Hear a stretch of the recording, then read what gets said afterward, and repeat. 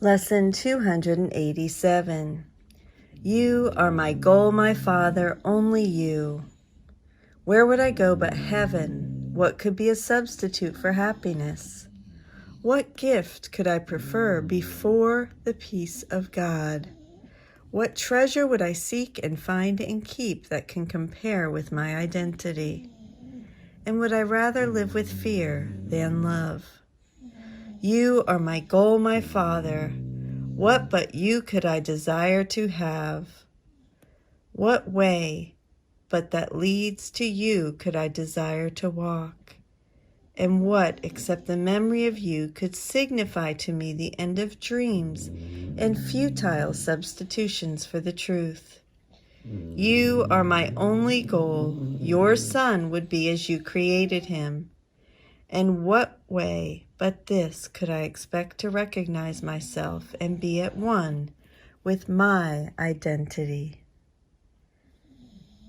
You are my goal, Father, only you.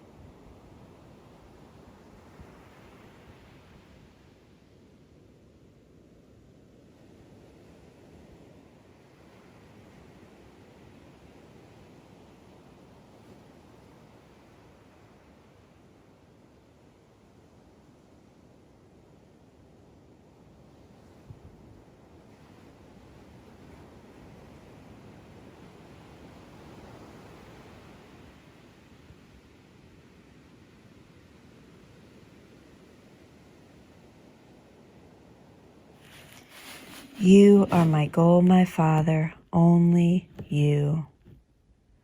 Jesus underscores what he has taught us in Lesson 285.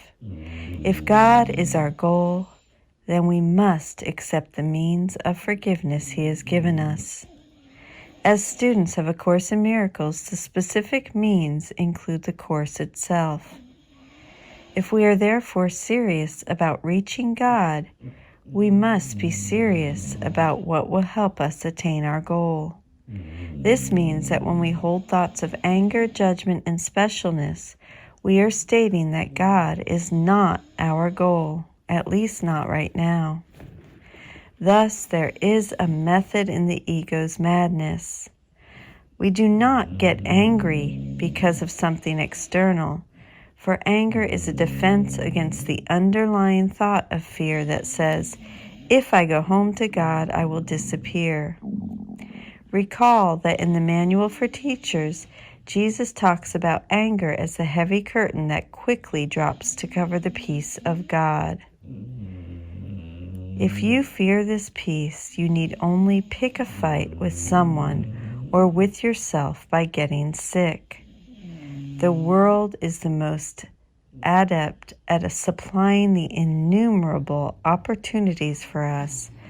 Once we seek them, we will find them, and when we do, it is because we look to them to support the ego's goal of separation instead of God's living in oneness. I'm going to read this text, chapter 18, section 1, paragraph 1. To substitute is to accept instead. If you would but consider exactly what this entails, you would perceive at once how much variance this is with the goal the Holy Spirit has given you and would accomplish for you. To achieve the Holy Spirit's goal, we need only change our teachers and our perceptions of others, shifting our desire from judgment to forgiveness, fear to love, and hell to heaven. To attain our goal today, we must first attain its condition of peace. And this is from the text, chapter 24, the introduction. Forget not that the motivation for this course is the attainment and keeping of the state of peace. Given this state, the mind is quiet and the condition in which God is remembered is attained. There is no substitute for peace. What God creates has no alternative. The truth arises from what he knows, and your decisions come from your beliefs as certainly as all creation rose in his mind because of what he knows. Thus we make the only sane decision there is and choose to forgive instead of condemn, that we know the peace that ushers in the remembrance of God's love and of ourself, capital S. You are my goal, my Father, only you. This is a beautiful lesson, one of my favorites. You are my goal, my Father, only you. I love you. Thank you so much for joining with me today. Have a beautiful day, and I will see you tomorrow.